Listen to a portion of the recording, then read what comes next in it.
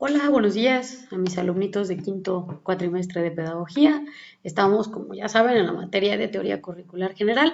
Hoy vamos a ver a través de tres autores diferentes cuáles son las fases para elaborar un currículum. Yo sé que estamos en teoría, yo sé que eso no lo vamos a hacer todavía, pero nos vamos preparando y vamos encaminándonos a lo que es la fase del diseño curricular. Simplemente van a conocer cuáles son esas fases, cómo tenemos que hacer diseño curricular, porque hasta ahorita ya hemos revisado cuáles son los diferentes autores que nos hablan de currículum, ya llevamos varios conceptos básicos de lo que es teoría curricular y de lo que es currículum, entonces yo creo que van ya haciéndose una idea de lo que se trata esta materia. Entonces, la clase de hoy va a ser específicamente para conocer cuáles son esas fases. Lo vamos a ver a través de tres autores diferentes, como lo acabo de decir. El primero de ellos va a ser Ángel Díaz Barriga y ahorita vamos a ver cuáles son los siguientes, otras dos autoras. Bienvenidos a la clase. Bueno, entrando en materia, tenemos que, a manera introductoria, uno de los modelos que en México se aplican a la educación superior es el desarrollado por el doctor Ángel Díaz Barriga, uno de los autores que ya hemos estado revisando, y además con sus colaboradores, son los principales exponentes de currículum en México, el cual consiste en 4 etapas que van desde la fundamentación de la carrera profesional hasta la evaluación continua de la misma, conforme a la siguiente figura que van a ver. Tenemos en primer lugar la fundamentación de la carrera profesional, es decir, por qué estamos abriendo esa carrera. En segundo punto tenemos la elaboración del perfil profesional, donde especificamos cuáles son los conocimientos, las habilidades y las actitudes que un licenciado, suponiendo que fuera una carrera de licenciatura, va a contar al terminar la carrera. En un tercer momento tenemos la organización y la estructuración curricular, que obviamente es lo que da sustento al plan de estudios y estaríamos pensando ya en todas las materias que componen el plan de estudios. Y por último, tenemos una evaluación continua del currículum, que evidentemente es calificar o evaluar lo que nosotros hemos diseñado como planes y programas de estudio. No es una evaluación del proceso de enseñanza-aprendizaje, es una evaluación del currículum como tal. Las etapas que son propuestas por Ángel Díaz Barriga las vamos a ver a continuación. Primero, la fundamentación de la carrera profesional, espero que vayan tomando nota, para que el diseñador cuente con bases sólidas que le permitan tomar decisiones. Primero es necesario establecer los fundamentos de la carrera que se va a diseñar. La fundamentación se establece por medio de la investigación de necesidades del ámbito en que laborará el profesionista a corto y largo plazo. La detección de estas necesidades también sitúa a la carrera en una necesidad y en un contexto social. Una vez detectadas las necesidades, se analiza si la disciplina es la adecuada para solucionarlas y si existe un mercado ocupacional mediato o inmediato para el profesional. Es decir, que si nosotros vamos a abrir una carrera, tenemos que pensar si las materias que nosotros estamos proponiendo, que van a ser la formación profesional del alumno, si esas materias van a llevar al alumno futuro egresado a encontrar un trabajo que lo ayude a desarrollar eso que él aprendió. Pensemos, por ejemplo, en la carrera de pedagogía, justo ahora en lo que estamos atravesando del uso de tecnología en educación, que estamos dando clases virtuales, que debemos aprender de estrategias para poder dar una clase sin la necesidad de estar presentes los docentes y los alumnos en el aula, pues bueno, esto es como un nicho de mercado para los profesionistas. ¿Eso qué querría decir? Que entonces el plan de estudios de la carrera de pedagogía tendrá que tener un área muy fuerte sobre el uso de tecnologías de la educación para que ustedes como docentes sean capaces de trabajar desde casa. El segundo punto que Ángel Díaz Barriga nos propone es la elaboración del perfil profesional. Como decía, la elaboración del perfil profesional nos dice que después de establecer una sólida fundamentación de la carrera que se va a crear, es necesario fijar las metas que se quieren alcanzar con relación al tipo de profesionista que se intenta formar. Esto lo determina la fundamentación anterior. Obvio, suena como trabalenguas, pero si lo escuchan detenidamente verán que no lo es. En esta etapa se hace la elaboración de un documento donde se contemplen las habilidades y conocimientos que poseerá el profesionista al egresar de la carrera. Para construir el perfil profesional, se debe realizar una investigación de los conocimientos, técnicas y procedimientos disponibles en la disciplina, los cuales serán la base de la carrera. Con esta información se determinan las áreas de trabajo y se especifican las tareas que desempeñará el profesional, enunciando los conocimientos y habilidades terminales que alcanzará el profesionista. En este sentido, lo que les quiero decir es que no inventamos nada. Pedagogía existe desde hace muchísimos años, por lo tanto, hay universidades, hay escuelas que ya tienen diseñados los perfiles profesionales. No quiero decir que copien y peguen, pero no estamos por inventar. Entonces, podemos estudiar un poco de qué es lo que hacen los pedagogos y sobre todo con la experiencia propia, saber cuáles son esas metas que el alumno de pedagogía, en el caso de que fuera pedagogía, desea alcanzar. En el punto número 3 o la fase número 3 estamos hablando de una organización y una estructuración curricular. Esto ya es darle sentido, darle vida a lo que estamos estudiando como diseño de planes y programas de estudio. Con base en los rubros del perfil profesional, es decir, los grupos, anoten por ahí la palabra rubros si no sabían qué era, se enumeran los conocimientos y habilidades específicos que debe adquirir el profesionista para que se logren los objetivos derivados de los rubros. Estos conocimientos y habilidades específicos se organizan en áreas de conocimiento, temas y contenidos de la disciplina. En este punto se organizan y estructuran las diferentes alternativas curriculares, entre los que se encuentran los planes lineales, por asignaturas, por módulos o un plan mixto. Esto dependerá de las características de la disciplina, los recursos y de los lineamientos de la institución. Es decir, ustedes pueden diseñar planes y programas de estudio o un plan de estudios de una manera lineal o tradicional. El caso de ustedes que están en la licenciatura en pedagogía y, por ejemplo, ustedes saben de principio a fin cuáles son las materias que van a cursar. La evaluación continua del currículum, el currículum no es estático, está basado en necesidades que puede cambiar y en avances disciplinarios, lo cual hace necesario actualizar permanentemente el currículum. Para lograrlo, se debe contemplar las repercusiones sociales que puede tener la labor del egresado, que esa sería una evaluación, un tipo de evaluación externa, así como el logro académico de los objetivos enunciados en el perfil profesional, que sería una evaluación interna. De hecho, en una exposición, creo que de Esteves, si no me estoy equivocando, veíamos que era evaluación curricular. Los resultados de ambas evaluaciones conducirán a la elaboración de un programa de reestructuración curricular o rediseño del programa educativo. En este sentido, yo les comentaba, por ejemplo, las materias que son como de tipo informática, que obviamente el avance de la tecnología es rápido, no es cada 10 años, por lo tanto tenemos que ajustar ese tipo de materias. Ahora seguramente están viendo una imagen que son las fases del diseño curricular, tal como nos los menciona Ángel Díaz Barriga, donde tenemos primeramente una fundamentación que nos habla de políticas educativas, de un modelo curricular y de un perfil educativo. Es decir, tenemos que poner atención como diseñadores curriculares en estos 3 puntos para poder hacer una fundamentación. La política educativa que está en este momento, es decir, ¿qué pide la SEP para que nosotros podamos hacer un plan y programas de estudio? Segundo, la organización. ¿Cuál es la organización del diseño curricular? Pues evidentemente hacer un plan de estudios y luego elaborar los programas de estudio. Como yo ya les había dicho, un programa de estudios es el contenido de una materia. La evaluación curricular, que sabemos que es interna y externa. Para esto tenemos que reflexionar sobre, para estas fases, ¿cuál es el rol del docente? ¿Qué debemos enseñar? ¿Para qué se enseña? ¿Cuándo se enseña?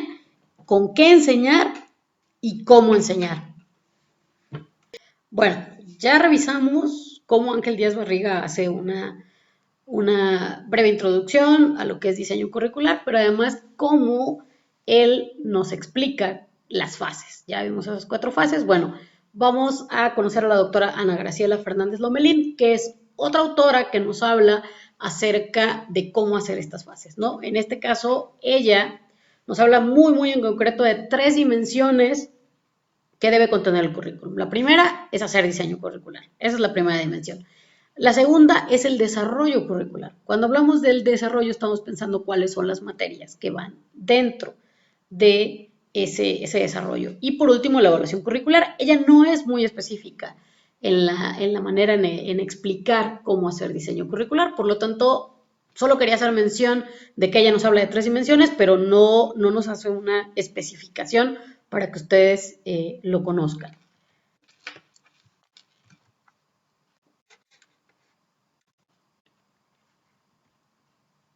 Bueno, estamos en la materia de teoría curricular, por lo tanto, todos los conceptos que hemos revisado es acerca de teoría curricular, pero ¿qué es el diseño curricular? Y esto no es precisamente que nos estemos adelantando a la materia que sigue, sino que es algo que tenemos que ver. Bueno, en la literatura sobre el tema, en ocasiones se identifica el diseño como un concepto de planeamiento o con el currículum en general, en su integridad, es decir, todas las etapas que tiene el currículum se considera diseño curricular.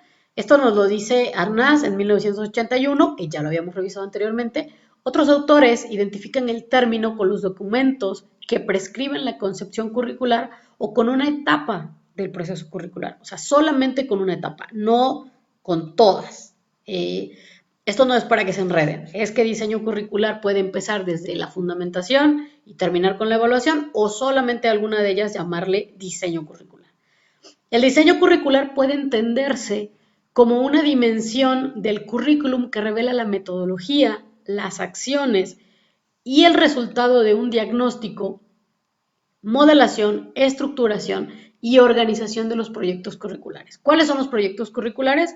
Las materias que nosotros vamos a integrar en nuestro plan de estudios. Recuerden, como se los he comentado ya, plan de estudios es la dimensión macro, es decir, la parte que debe englobar lo micro, que son los programas de estudio.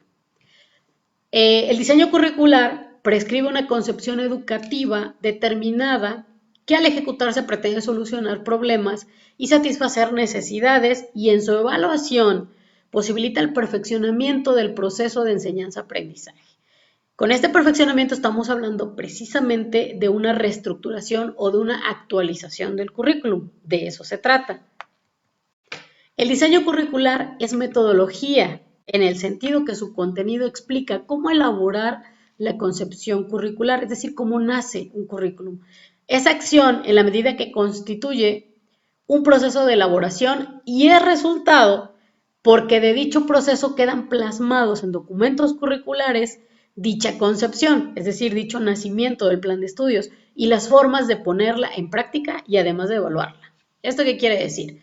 Que tenemos que pensar que el diseño curricular, al ser una metodología, nos está explicando los pasos que debemos seguir para poder elaborar un plan y programas de estudio. Por lo tanto, no están solos en el diseño y no es lo que se les ocurra, sino lo que debe ser, seguir una metodología que, como bien les comentaba hace unos minutos, constituye la elaboración, el proceso de elaboración y las formas de ponerlo en práctica. Cuando tenemos materias, la coordinadora académica obviamente sabe cuántos maestros debe contratar para poder impartir clases, ¿no? Obviamente va por semestres o en su caso cuatrimestres, y si el cuatrimestre tiene 6 materias, puede tener la opción de contratar 6 maestros o 3 maestros que impartan 2 materias. Eso ya es cuestión de la escuela.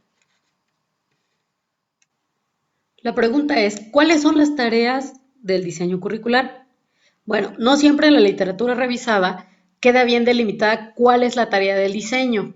Es una dimensión del currículum, obviamente, sin embargo es posible apreciar en la mayoría de los modelos, especialmente en los últimos 30 años, la necesidad de, primero, hacer un momento de diagnóstico de necesidades y segundo, un momento de elaboración, donde lo que más se refleja es la determinación del perfil del egresado y la conformación del plan de estudios. Esto nos lo dice Arnaz en 1981 y Frida Díaz Barriga en 1996. Otra propuesta que vamos a revisar, ya revisamos ahorita lo que Ángel Díaz Barriga nos propone, pero vamos a revisar una de las concepciones más completas sobre fases y tareas del currículum, que es de la doctora Rita Álvarez de Zayas, puesta en marcha en 1995. Ella primero precisa las tareas de la dimensión de diseño, hace una integración de fases que orienta con más claridad el contenido de las tareas y el resultado que debe quedar en las mismas. Se precisa más la denominación de las tareas y, por último, el contenido de las tareas se refleja en unos términos que permiten ser aplicado a cualquier nivel de enseñanza y en concreción del diseño curricular. Si recordamos, Ángel Díaz Barriga nos hablaba de educación superior. En este caso, con esta autora, que ustedes no habían visto todavía, con esta autora estamos hablando de cualquier nivel de enseñanza.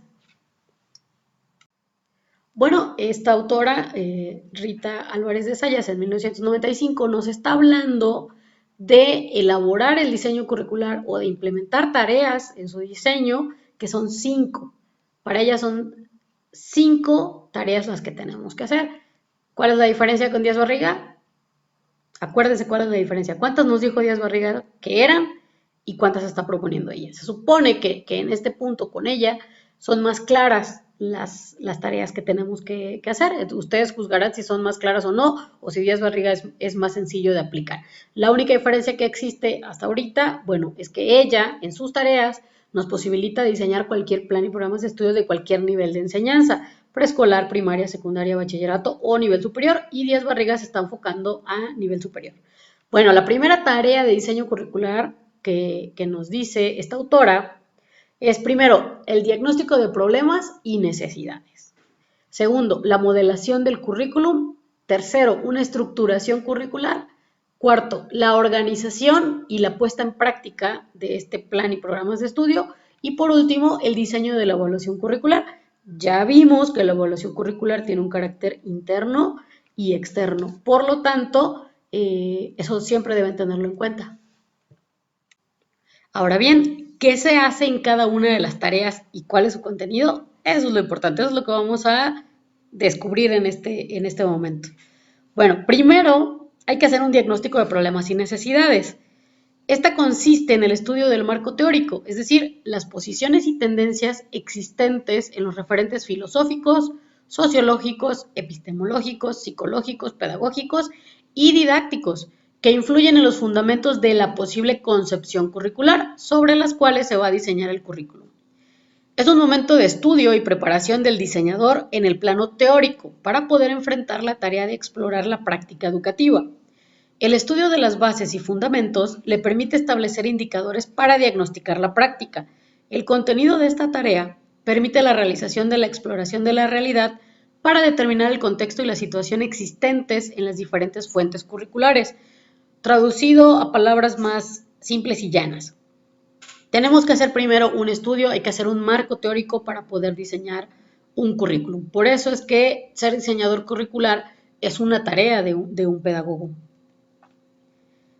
Los elementos que se obtienen de la exploración permiten caracterizar y evaluar la situación real sobre la cual se debe diseñar, y en su integración con el estudio de los fundamentos teóricos posibilita pasar a un tercer momento dentro de esta etapa, que consiste en la determinación de problemas y necesidades. En este momento se determinan los conflictos de diversas índoles que se producen en la realidad. Por ejemplo, número 1, lo que se aprende y lo que se necesita, lo que se enseña y lo que realmente se aprende, lo que se logra y la realidad, entre otras cuestiones que tenemos que ver en este diagnóstico de necesidades.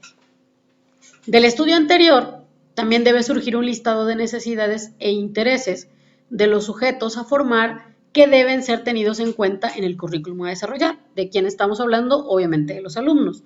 De todo esto se deriva que en la tarea de diagnóstico de problemas y necesidades se pueden distinguir 3 momentos. Primero, un estudio del marco teórico apoyado en las ciencias que les acabo de decir. Segundo, una exploración de situaciones reales.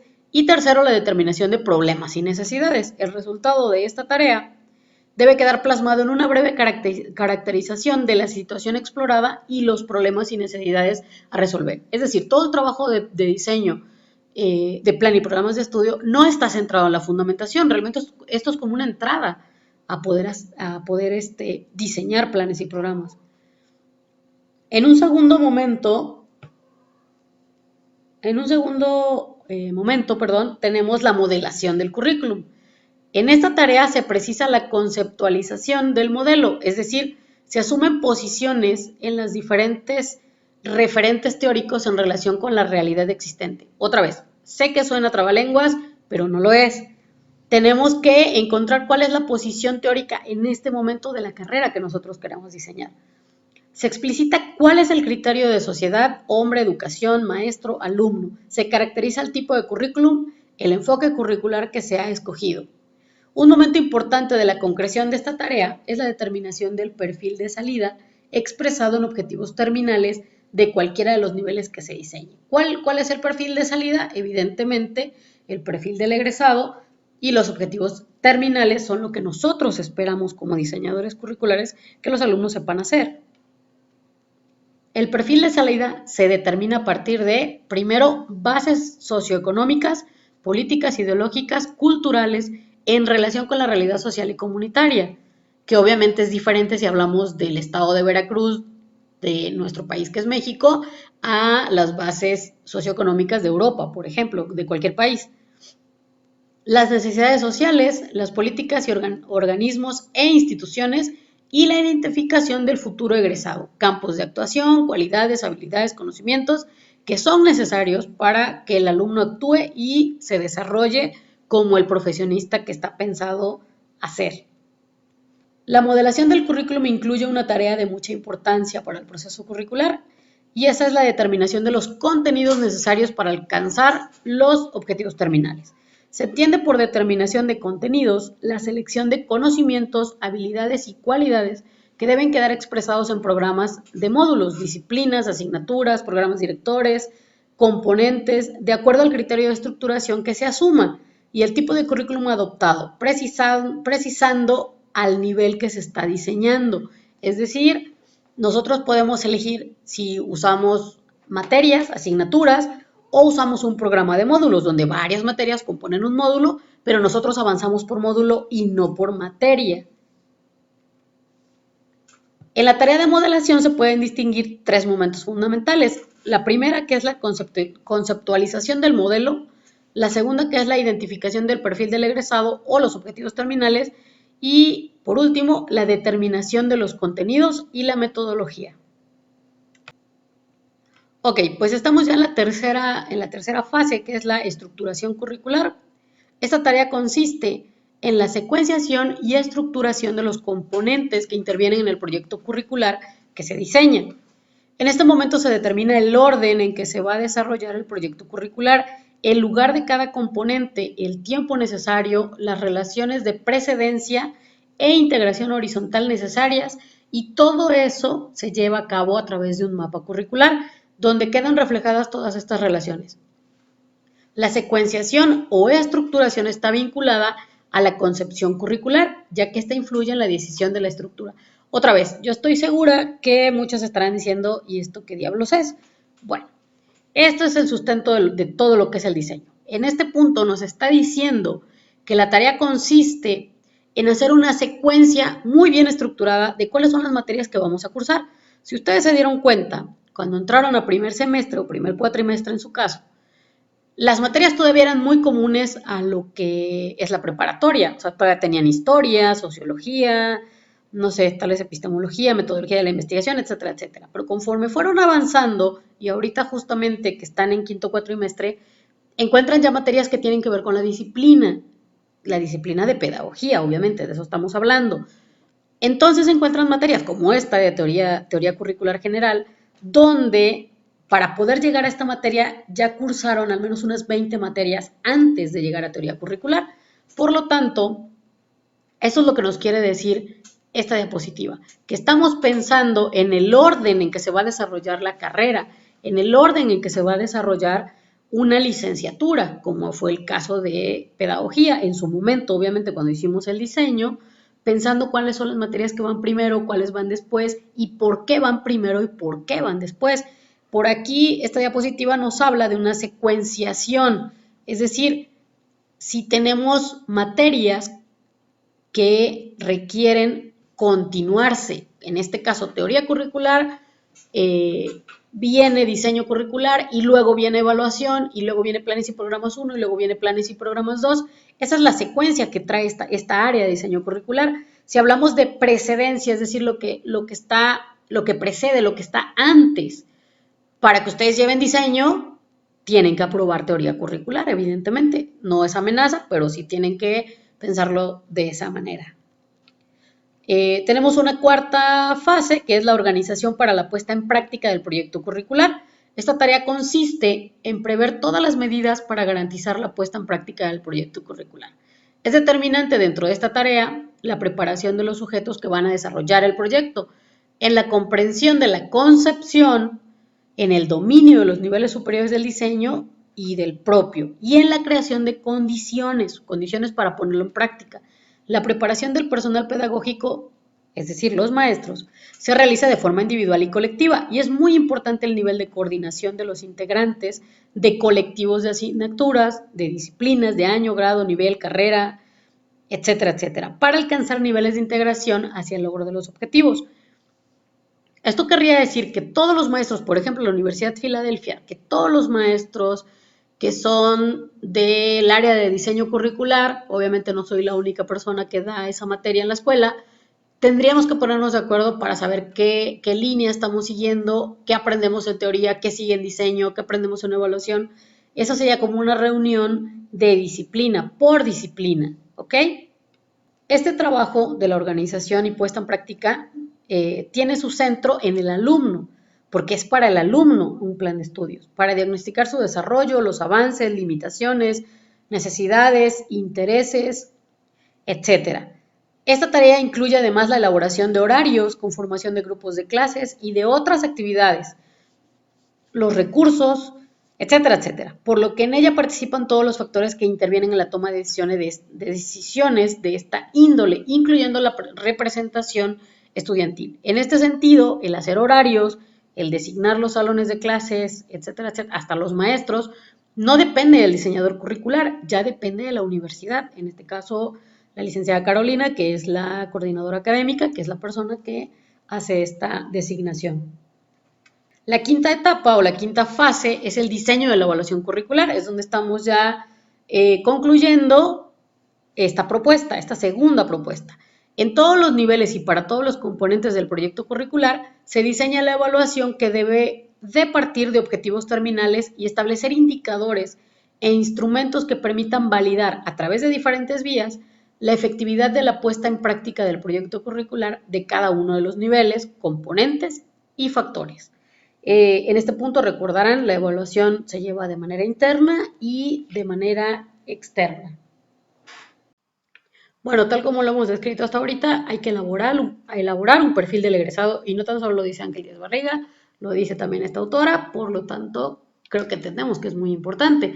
Bueno, pero el perfil del egresado tiene una gran difusión en la actualidad, en especial en el ámbito de la educación, de cualquier nivel, y de cualquier sector y de cualquier modalidad, porque estamos pensando en qué tipo de profesionista vamos a obtener. Pensando en la educación superior, si hablamos de educación media superior o de preescolar, obviamente sabemos las características que va a tener un alumno que egrese de esos sistemas.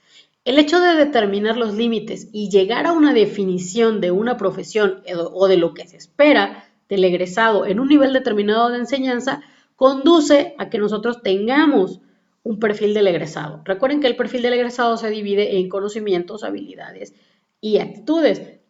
Y todas estas cuestiones nos llevan a saber qué tipo de profesionista vamos a tener. Más que el tipo de profesionista que vamos a tener, nos estamos refiriendo a la persona, a las características, a las competencias, a lo que va a saber hacer esa persona cuando termine esa disciplina o ese sistema de enseñanza. Si estamos hablando de un pedagogo, si estamos hablando de un doctor, un abogado, etcétera, etcétera. O sea, ¿qué tipo de profesionista vamos a tener y qué debe saber hacer?